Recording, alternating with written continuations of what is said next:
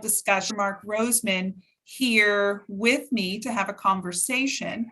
I specifically brought Dr. Mark on to the show here in December because I find December is just across the board can be the most depressing time for many people. But when you're a targeted parent, I think it's even more so disempowering kind of time of the year.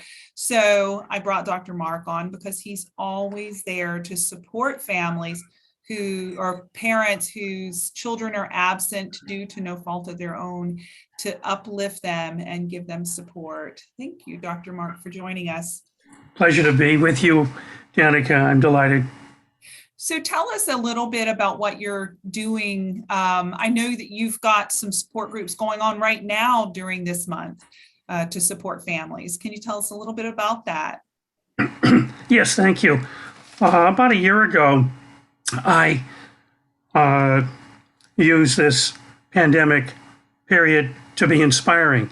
And I created the Mark David Roseman and Associates organization company to provide support groups and coaching and consulting for those going through what the legal community calls high conflict divorce. And what Judge Philip Marcus from Jerusalem says is actually high conflict personalities. That's his preferred term, which is absolutely true. But during this time, we've provided special support groups for those who are targeted parents, and either as we've categorized them as new to the sensation and the phenomenon of finding your children to be alienated from you, and those who have an understanding of what is going on in that dynamic and have had some period of time to at least recognize the factors that influence their children, and now need a roadmap to journey through it. And so we have had a series of support groups, one for those who are fairly new as targeted parents, and the other for what we call the long-timers, long-timer club. And it's a series of 7 sessions programmed, and to build community and also to give information and to help people create for themselves within their own support group the journey and the pathway that they need for that moment. And that journey and pathway changes forever, will be changing. I'm a targeted parent over 20 years. I can tell you about the numerous paths that I personally have been on, as well as for the important professional paths that I've taken. So that's the nature of our support groups, particularly. I love it. It is so needed. I know that there's a lot of us out there as advocates that have made it our life's mission to somehow do what they can to make it better for other parents. And I truly believe that the key is giving them a place for them to interact. Giving them knowledge is great. Putting this broadcast out there, people are going to walk away with learning a lot, but you're actually there in the trenches, and what I call you are a first responder triaging these families. And that's really what it's going to take for them to be empowered and to make a difference, and maybe even it lead to the restoration of their family. I think that's true. And I think that, as advocates in the field, Danica, and as advocates in any field, we all feel that calling to be that really very important first responder, to help those, to save them emotionally and spiritually, and to give them the sense of hope. And that comes through knowledge, The other thing I did want to say is that with colleagues within MDR, we offer meet and greets. We call them. They're complimentary virtual community meetings around the holidays during the year, generally once a quarter, but providing people an opportunity to meet others across the country because of the virtual nature and networking opportunity, but to share and to validate and be validated. And in that period of holiday, which is what we're focusing on this evening, it's even more critical. People are much more sensitive and if I may, vulnerable to the multiple pressures that arise during a holiday period. So, what advice would you give a targeted parent who so desperately wants to be in contact with their child, whether it's a 5-year-old or if it's a 25-year-old? And considering there's no restraining order or anything like that that's keeping them from reaching out, how would you give them what would you recommend that would be, of course, understanding of the pain that they go through? Because I know that reaching out, texting, somehow telling your child that you love them, it also could be met with fear or attack, and then it makes you think, why did I even try? Do you have anything, a suggestion for that? Yes. Let's find another question.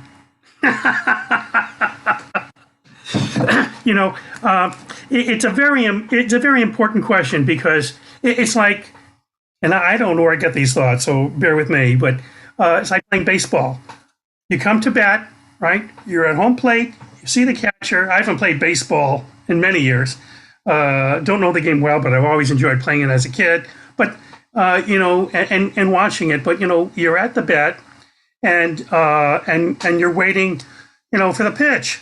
You don't know where the ball's going to go. You don't know if you're going to hit it, and you also know that you got a man on third, and it's the second out, the inning, and you don't know what the hell's going to happen, and you can be a hero or you can be a failure according to you. Mm-hmm. Trying, we don't earn, you don't earn your scores by trying. You earn your scores by accomplishment. And I think as a targeted parent, we have to give ourselves scores for trying and being consistent, as you had brought to my attention during our pre-meeting. And it's so very true. So based on the age of the child, if you look through from age 5 through late teen or through age 30, you have to look at their ability to access different types of communications, whether they can be accessed by phone or by text. When I say phone, I mean through hearing and speaking, by text. How about postcard? How about greeting card? How about third parties that we know?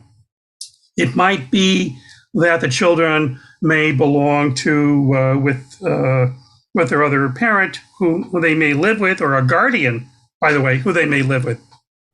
They may belong to a church, a synagogue. They may belong to some organization that they're active in.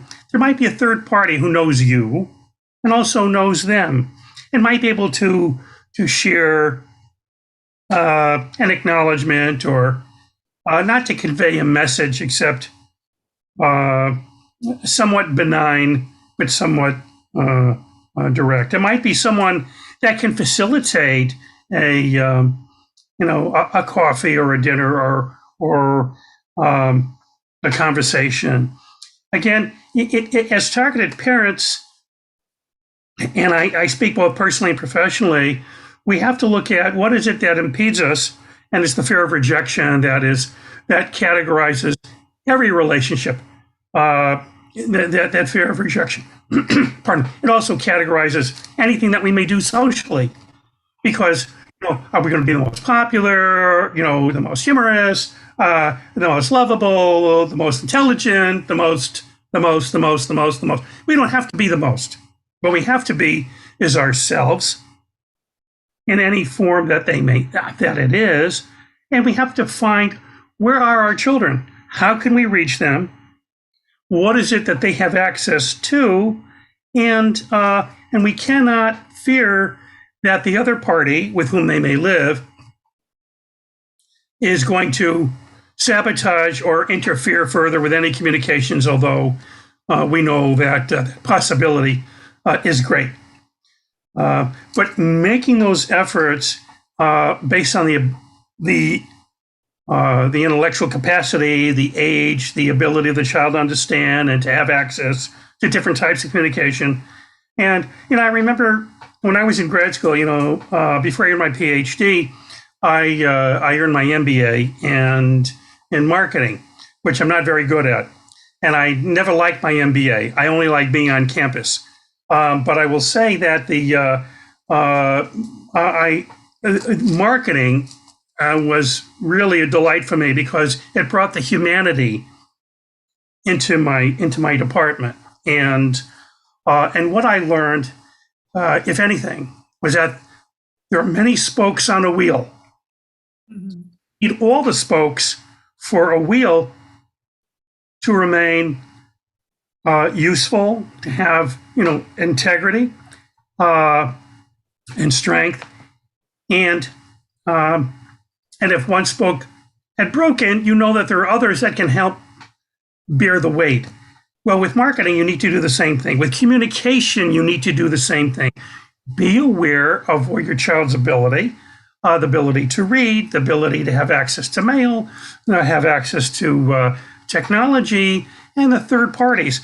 Don't forget the schools. And at this time, schools, depending upon where you live, may or may not be open, may or may not have public events or class events. But as a targeted parent, as any parent, you need to make sure that your school knows that you are the other parent.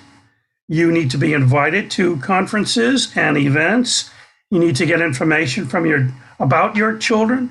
And of course, if you don't have that permission in your marriage settlement agreement or any other documentation, you better get it so that the school will be able to give you that information. But for most people, that's not an issue. So there's a bunch of things there. Look at the age of the child, their capacity, what is accessible to them, and make all those efforts that you can without expectation. Because when we have expectation, then we have disappointment. It doesn't mean we won't have expectation. We do. Aye, aye, Skipper. We all do. But make it the effort that's more significant than any expected response. So I'd like to talk about, so obviously, so what I'm hearing is that do what you know to do, take the initiative, and know where it is that you can make a difference in the school environment and in the home.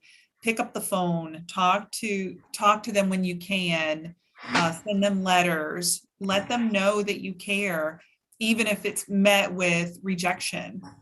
But there's the other side is, what if we're talking to someone here that they tried, they won't get a court date till January. Their ex is not only withholding their part of Christmas, but withheld Thanksgiving, just sort of stonewalled them. How do we give that parent encouragement during this time of festivities and family? we suffer. When we're rejected, when we're disappointed, pardon me, and clearly when our children remain distant from us, out of our lives, especially at important times, we hurt. And so realize realistically the challenges that we have. Pray for miracles, certainly, but we need to build community, and you need to find strength for yourself. And you need to know also you are not alone. We feel it. We feel alone, absolutely. But if you can find a network of others as yourself, or those who are not, if you belong or can join a group, visit Meetup and see what interests you have and what is reflected within any Meetup groups, for instance. But you may have friends or relatives who you can spend time with, who you can invite over. When I was first divorced, and of course I fought in court for 5 years, it took a while, but I found people to give me the support and encourage me to find a life for myself, in addition to the fight for my children. That was, a mission. And we need to preserve ourselves and our children. And I find that I frequently have told parents this, that our children want us to be whole. They want us to be strong, and they want us to be content and productive, because as their parents, inside, they may not be able to admit it, either consciously or to the other parent or anybody else that may vilify you, but inside, the child is proud of you. And they're saying, that's my mom. That's my dad. You know what? I'm part of, I have part of them in me. I don't have to be depressed and angry.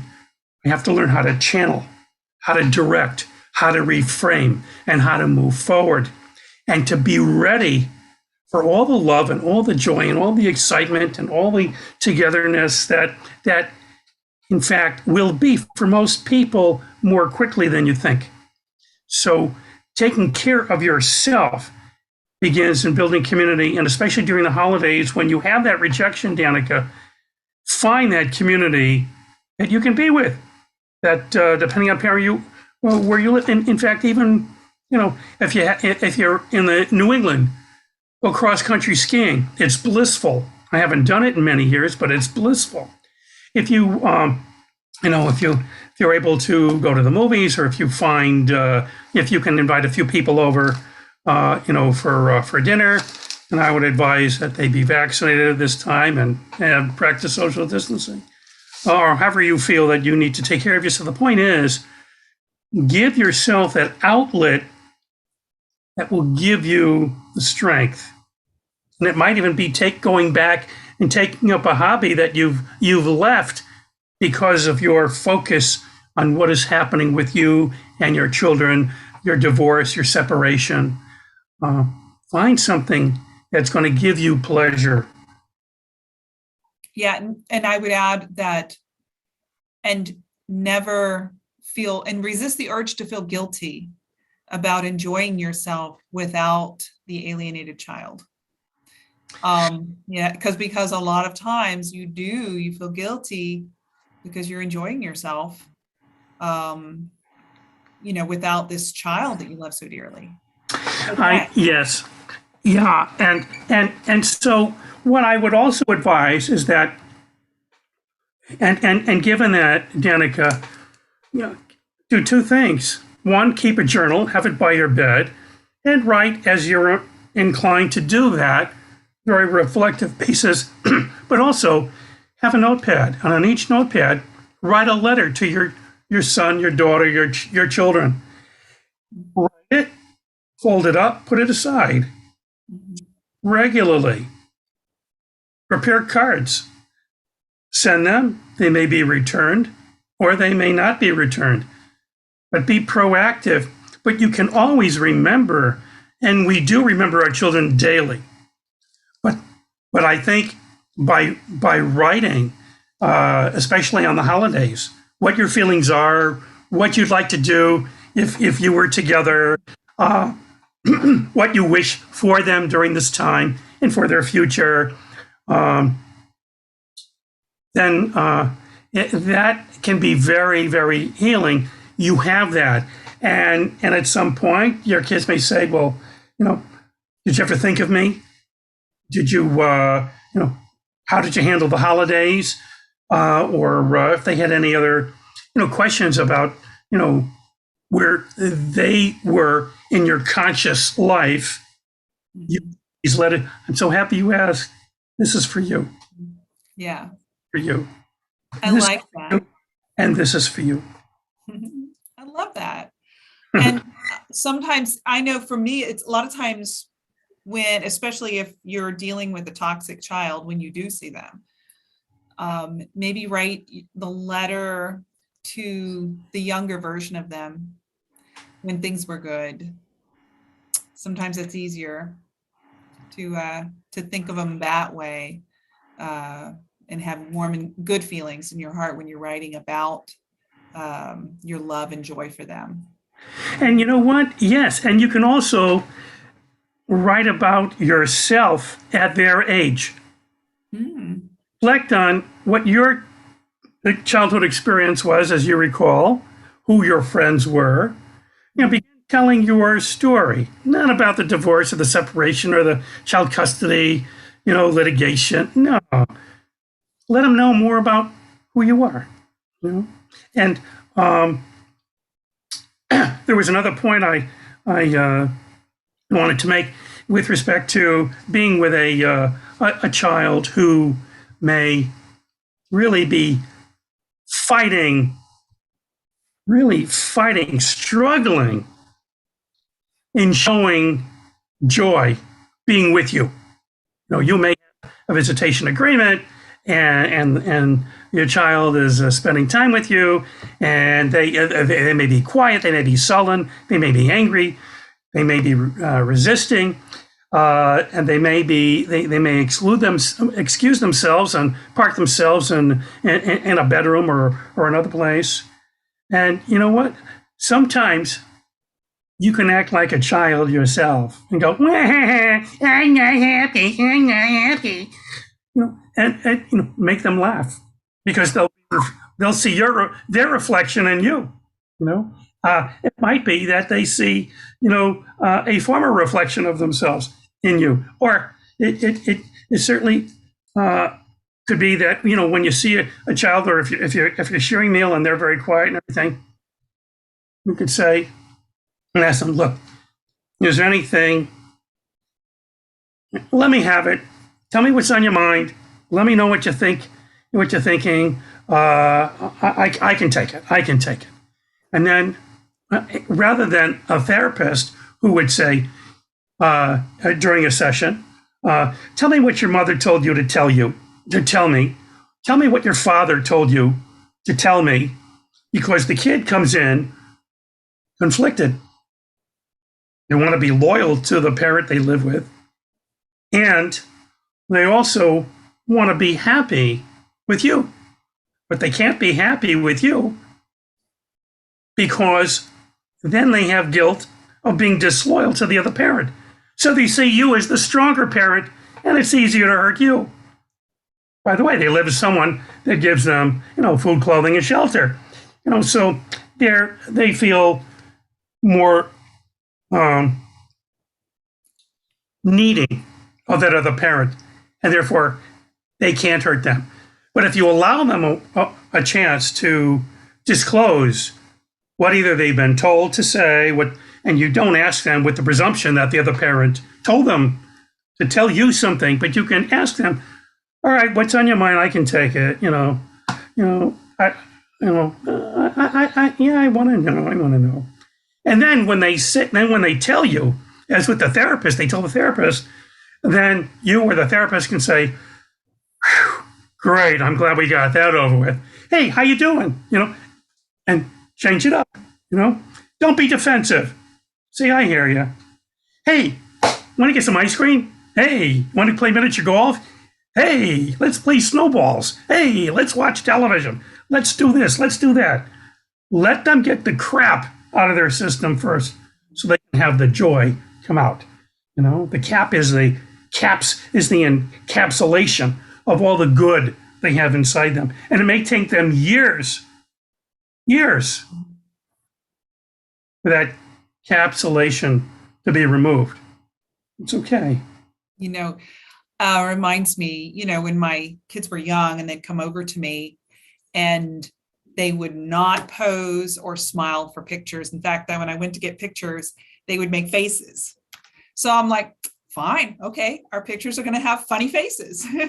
So I sort of turned it around. Instead of falling into the trap of being frustrated and the pictures being ruined, I'm like, well, we will have some great memories of some goofy pictures. But we will have great memories. Yes. But don't use Facebook at all. Don't talk about your children. Don't talk about your case. Don't say how much you miss anybody. Don't discuss a word, because that will only invite more responses from others, people that you even may not know who they are, or your children. You can't do anything that is going to be taken the wrong way or be used improperly. Your family is your family. You need to protect your children. And if you are together with them, if you have access to them, and in fact, if you should have good times together, I'm not going to tell you not to post anything, but I would advise you not to do anything, because the kids can look at that and say, oh, my father made me do that. My father made me smile. I'm not happy. Or my mother, screw it. You know what? Your goal is between you and your child. Nobody else. No one else needs to know a thing. And I would say that they shouldn't know a thing. Right. And that goes back to your support groups and a lot of these groups that are unmonitored or unfacilitated or not properly facilitated can be a place of sewage and resignation and stuff like that. And I always encourage people to, if it makes you feel icky and worse than when you went in, then you need to leave. Get plugged into real support groups like the ones that you've created. They are out there, and it's so important to not be isolated. I would say it's better to be in those groups than commiserating with family members who are on your side, chewing on all of the horrible stuff that's happening. That's not good either. It's not, because your family members and the extended family members are hurting too, and they feel vindictive, they feel angry, and no one is supporting them. Right? They're not in therapy. They're not looking to commiserate. They're looking, perhaps to be fed more acrimony, but they're certainly not all able to give you the strength that you need, because of their support for you, which should be, but they can also feed the flames, and that is not healthy. It's not appropriate, and so I think that when it comes to groups, what you also want to do is not everyone's going to jive with the group that they've entered, but first make sure that there will be privacy, that there's no recording, that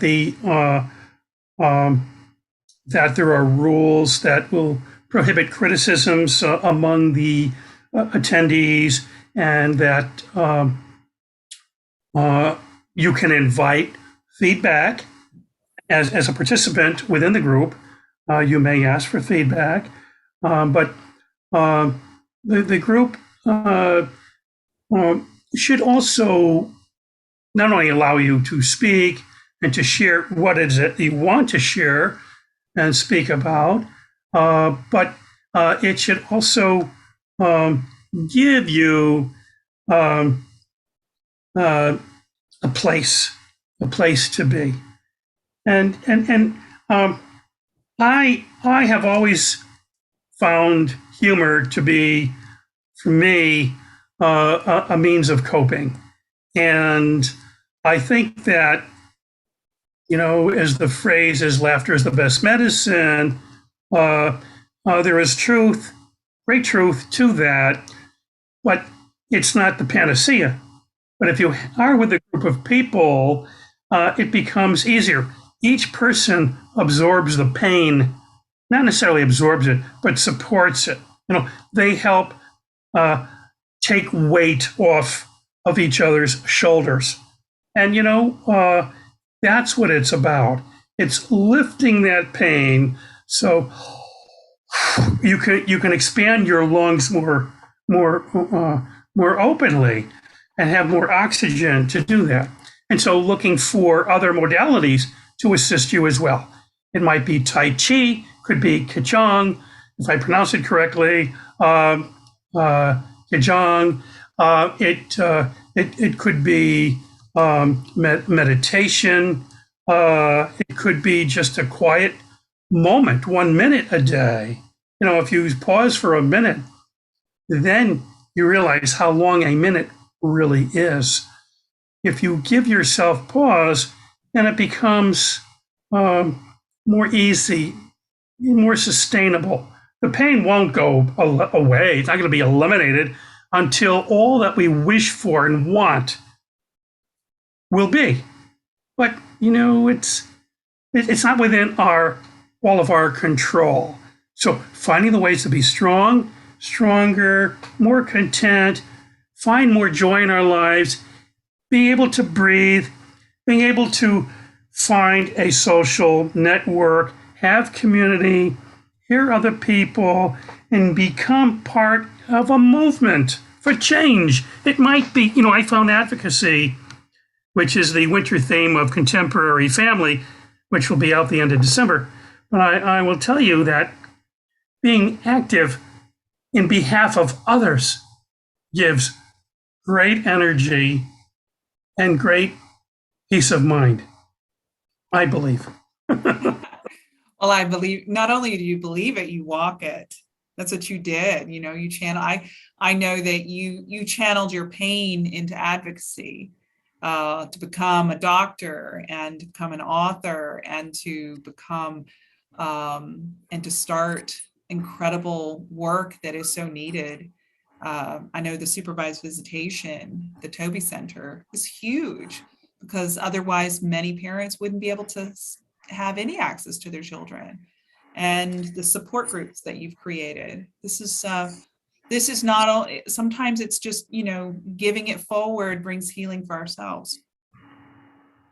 Yeah. Thank you. And yes, it does. And especially when you find that people not only feel appreciated by what you're doing, but when they tell you that they appreciate you, my goodness, that is heaven. There's nothing that can replace a feeling of being appreciated and knowing that you've done some good for someone. That right. is the miracle of living, I believe. All right, so I'm going to wrap this up. We've got about 30 seconds. Is there a final word that you would like to give to the viewers of encouragement or anything like that? Thank you. I think that all processes of change are not overnight. And in fact, they are day to day, moment to moment. So being patient with yourselves, I believe, is something to be conscious of. Be patient. Also, read read books of those who impress you. Read about those who have survived different types of traumatic events in their lives and have overcome them and have gone on to do amazing feats that they couldn't contemplate, and for whom our lives would probably be less for. But we can certainly admire what other people do. And I think knowing that we have the potential to do, to be, to affirm, to think, to wish, to hope, we have these abilities. Don't keep them in the box. Take them out and put the negative voices in the box. That's right. I guess that the true tragedy is living in the morning, and instead of focusing on the joys. And there are joys in every areas of our life, there are joys in areas of our life, even if there's sadness in other areas. Yes. All right. Well, thank you so much for joining me. Thank you for the advice that you've shared. I think it's definitely needed in the month of December, just across the board, in giving people hope, this season of hope and joy and love. Thank you.